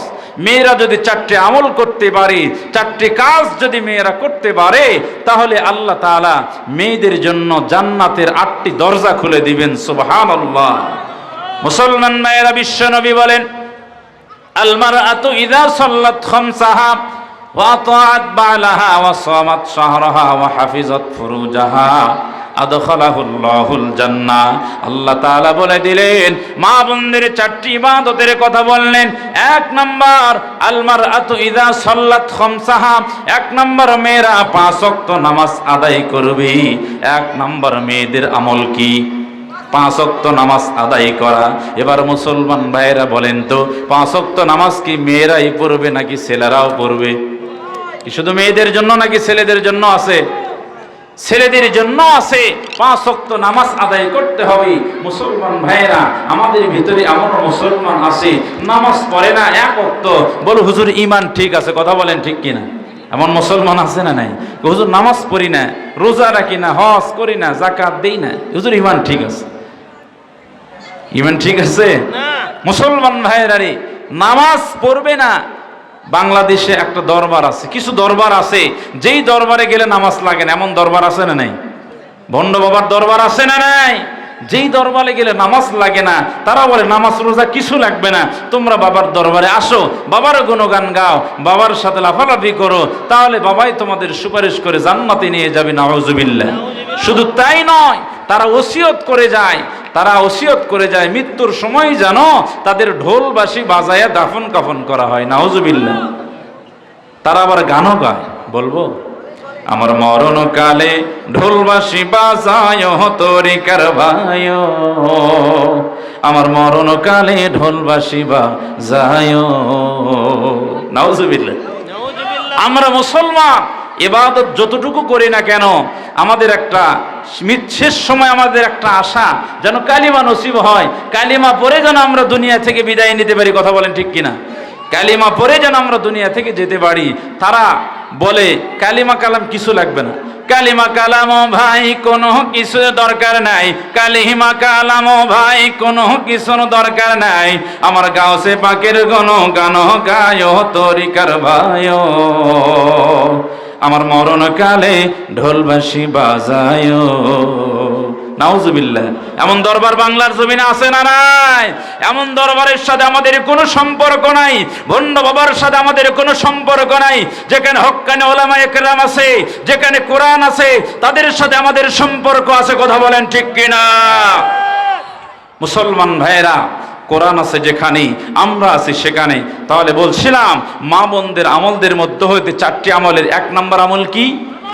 নামাজ। মা বোনরাও পড়বে, আমাদেরকেও পড়তে হবে। আল মারআতু ইযা সাল্লাত খামসাহা, 1 নম্বর নামাজ। 2 নম্বর, ও সামাত শাহরাহা, রমজান মাস আসলে রোজা রাখবে। 3 নম্বর, হাফিজাত ফুরুজাহা, লজ্জাস্থানের হেফাজত করবে। মা বোনরা করবে, বিশেষ করে মা বোনদের জন্য বিশ্বনবী বলেছেন। তবে ছেলেদেরকেও করতে হবে, ছেলেদেরকেও রোজা রাখতে হবে। আর 4 নম্বর, আতাআত বালাহা, স্বামীর খেদমত করতে হবে। কি করতে হবে? স্বামীর খেদমত করতে হবে। এই গ্রামের মা বোনরা অনেক ভালো, স্বামীর খেদমত করে। কথা বলেন ঠিক কিনা?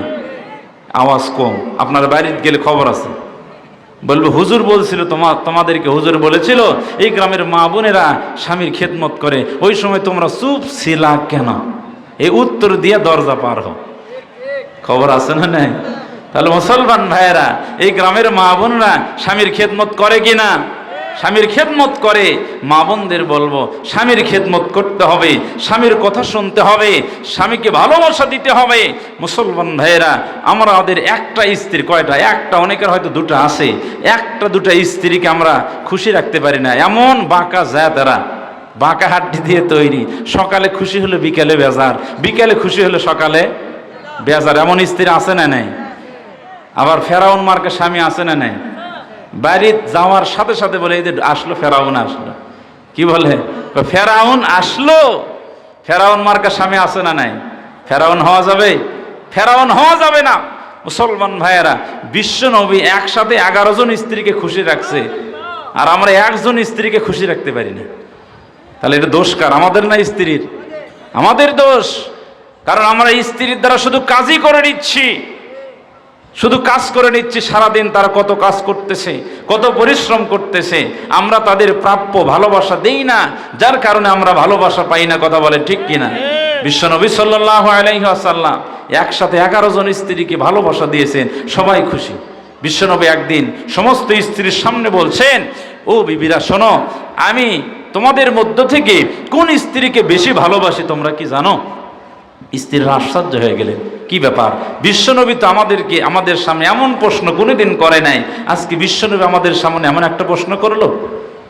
তখন স্ত্রীরা বলছেন, ও প্রাণের স্বামী, আমরা তো জানি না আপনি কোন স্ত্রীকে বেশি ভালোবাসেন, আপনি বলেন কোন স্ত্রীকে বেশি ভালোবাসেন। বিশ্বনবী বলছেন, হ্যাঁ আমি বলবো, তবে আজকে না, আগামীকাল সকালবেলা আমি বলবো কোন স্ত্রীকে আমি বেশি ভালোবাসি। মুসলমান ভাইয়েরা, এবার বিশ্ব নবী সাল্লাল্লাহু আলাইহি ওয়াসাল্লামের কথা শুনে স্ত্রীরা সবাই বাড়িতে চলে গেলেন। স্ত্রীরা সবাই পেরেশান, কোন স্ত্রীকে রাসূল বেশি ভালোবাসে। আশ্চর্যের ব্যাপার, বিশ্ব নবীর কথা শুনে এদিকে মা আয়েশা মনে মনে ভাবতেছেন, আমি বিশ্ব নবীর বেশি প্রিয়, বিশ্বনবী হয়তো আমার নামটাই বলবে। রাত্রিবেলা গভীর রজনী, বিশ্বনবী হাতে খেজুর নিয়েছেন। কি নিয়েছেন? খেজুর নিয়ে বিশ্বনবী প্রত্যেকটা স্ত্রীর ঘরে ঘরে চলে গেছে, প্রত্যেকটা স্ত্রীর হাতে দুটো করে খেজুর দিছে। কয়টা?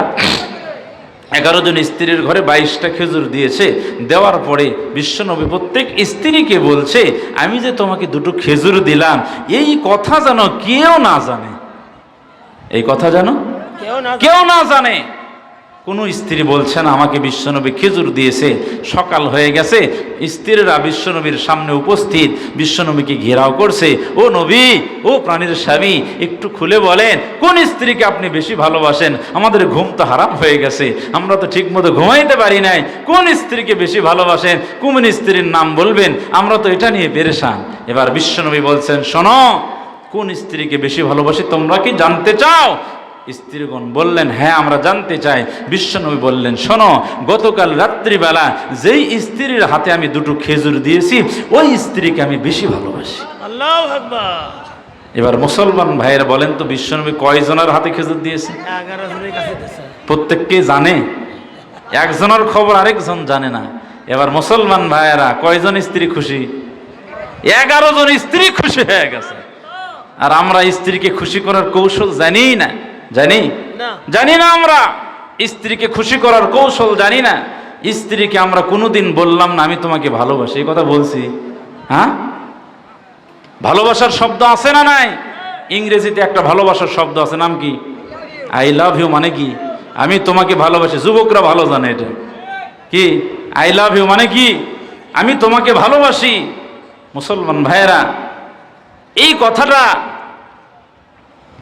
আমরা কোনোদিন স্ত্রীকে বলতে পারলাম না ঘরে গিয়ে যে আমি তোমাকে ভালোবাসি, এই কথা বলছি? কোনোদিন বলি নাই। অথচ যুবকরা সারাদিন বান্ধবীকে আই লাভ ইউ বলতে বলতে মেসেঞ্জার ভরে গেছে, ইমো ভরে গেছে, হোয়াটসঅ্যাপ ভরে গেছে একটা আই লাভ ইউর উত্তর পাওয়ার জন্য। আর আপনি স্ত্রীকে একটু বৈধ ভালোবাসা দিবেন, বৈধভাবে বলবেন, বিবি আমি তোমাকে ভালোবাসি, এই কথাটা আমরা বলতে পারি না। স্ত্রীকে কোনোদিন উপহার দিলাম না।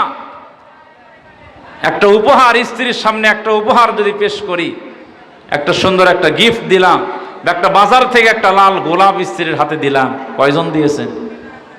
দিয়েছেন? অথচ গোলাপ পবিত্র একটি ফুল, ভালোবাসার একটি ফুলের নাম হলো গোলাপ। এই গোলাপ নিয়ে যুবকরা অবৈধ ভালোবাসার জন্য ঘুরতেছে, কথা বলেন ঠিক কিনা? অথচ আমরা বৈধ ভালোবাসায় গোলাপ ব্যবহার করতে পারলাম না। একদিন পরীক্ষা করে দেখেন, বাজার থেকে একটা গোলাপ নিয়ে আসেন, কাপড়ের ভিতরে রাখেন, রাত্রিবেলা ঘরে প্রবেশ করি কাপড়ের ভিতরে থেকে লাল গোলাপ বাহির করে স্ত্রীর হাতে দিয়ে বলবেন আই লাভ ইউ। ভালোবাসার অভাব হবে? দিয়েছেন কোনোদিন? বলে হুজুর শরম লাগে। মুসলমান ভাইয়েরা, স্ত্রীকে ভালোবাসা দিতে হবে, স্ত্রীর হক আদায় করতে হবে, তাহলে স্ত্রীরা আমাদেরকে ভালোবাসবে, স্ত্রীরা আমাদেরকে সম্মান করবে। মুসলমান ভাইরারি, আজকে অবৈধ ভালোবাসায় যুবকরা ব্যস্ত, অবৈধ ভালোবাসায় যুবকরা ব্যস্ত। মুসলমান ভাইরারে, আমরা বৈধ ভালোবাসা স্ত্রীকে দিতে পারি না। তাহলে বিশ্বনবী বললেন 4 নাম্বার, ওই স্ত্রী জান্নাতি, ওই মেয়ে জান্নাতি যে স্বামীর খেদমত করেছে। তাহলে স্বামীর খেদমত করলে জান্নাতে যাওয়া যাবে। তাহলে মা বোনদের 4টি ইবাদতের কথা বললাম। 1 নাম্বার, মা বোনরা নামাজ আদায় করবে। 2 নাম্বার, রোজা রাখবে। 3 নাম্বার, লজ্জাস্থানের হেফাজত করবে। 4 নাম্বার, মা বোনেরা স্বামীর খেদমত করবে।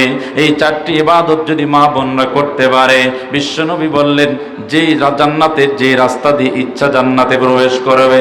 এবার মুসলমান ভাইরা, বিশ্বনবী আরো একটা ইবাদতের কথা জানিয়ে দিলেন, যে ইবাদতের কারণে ঘরের ভিতরে শান্তি প্রবেশ করে, ঘরের ভিতরে রহমত বরকত প্রবেশ করে।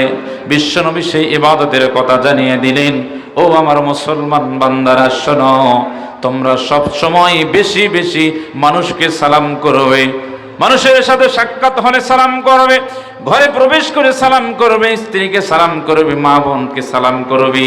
আর এই সালামের মাধ্যমে আল্লাহ তাআলা ঘরের ভিতরে 3টে জিনিস প্রবেশ করায়। 1 নাম্বার, আসসালামু আলাইকুম ওয়া রাহমাতুল্লাহি ওয়া বারাকাতুহু।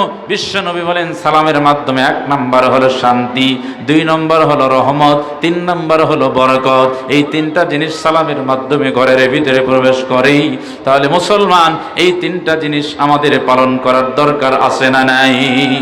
এই জন্য মুসলমান ভাইরা, আমরা বেশি বেশি সালাম দিব, বেশি বেশি আমরা সালাম দিব।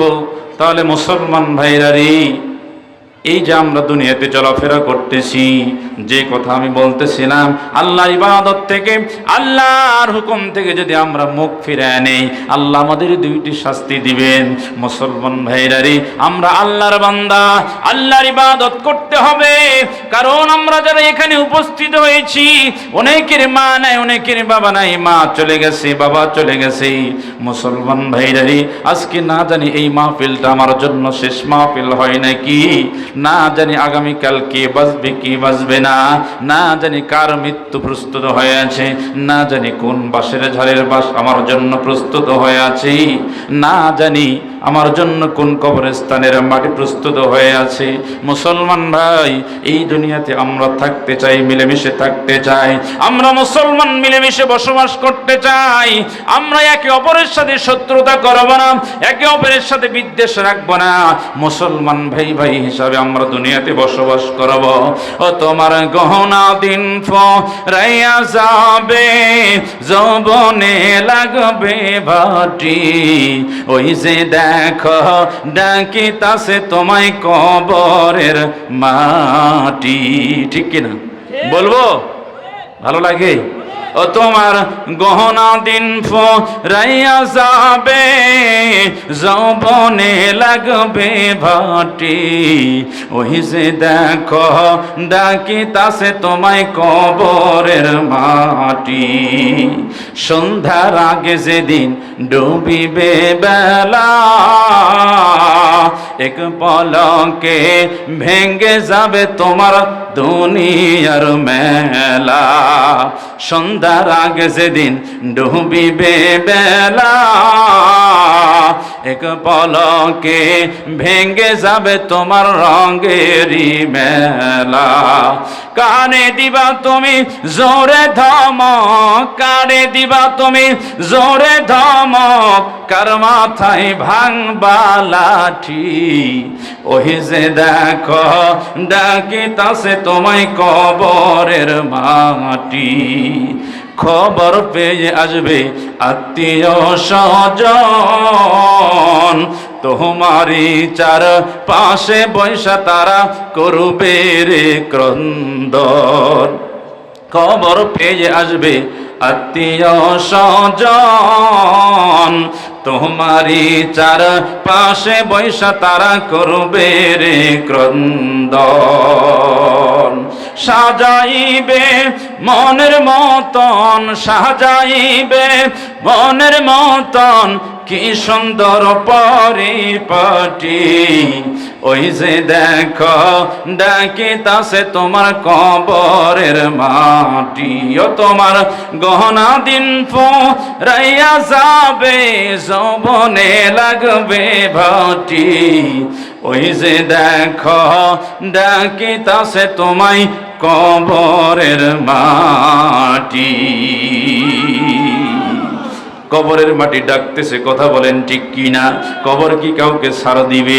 কবর থেকে কি ছাড় পাওয়া যাবে? কবর থেকে ছাড় পাওয়া যাবে না। কবর কাউকে ছাড় দিবে না। মুসলমান ভাইরা, কবর কাউকে ছাড় দিবে না। একজন ব্যক্তি দুনিয়া থেকে মারা যাবে, কোনো ইবাদত করে না, ব্যক্তিটাকে বলা হলো ভাই এই যে তুমি ইবাদত করো না, অন্ধকার কবরে যাইতে হবে, কবরে যাওয়ার পরে অবস্থা খারাপ হয়ে যাবে। ও ভাই তুমি কবরে কেমন করে থাকবা? বলে হুজুর কবর থেকে মুক্তি পাওয়ার বুদ্ধি আমার আছে। কি বুদ্ধি হয় কবর থেকে আপনি বাঁচবেন, এমন কি বুদ্ধি? বলছে হুজুর আমি মৃত্যুর আগে ওসিয়ত করে যাব আমার সন্তানদেরকে, আমার যখন মৃত্যু হবে, মৃত্যু হওয়ার পরে আমাকে পুরাতন কবরে দাফন করবে, আর পুরাতন কবরে দাফন করার পরে যখন ফেরেশতারা আসবে তখন আমি বলবো এই কবরে একবার সওয়াল জবাব হয়ে গেছে, দ্বিতীয়বার আবার কি জন্য আসছো?